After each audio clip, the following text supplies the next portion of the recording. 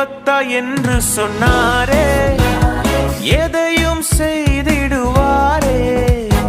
எப்பத்தா என்று சொன்னாரே, எதையும் செய்திடுவாரே.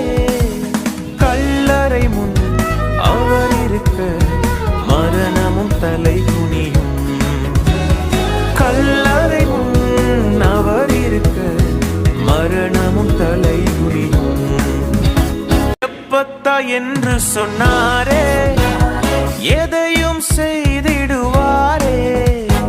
எப்பத்தா என்று சொன்னாரே, எதையும் செய்திடுவாரே. கல்லறை முன் அவர் இருக்க மரணமும் தலை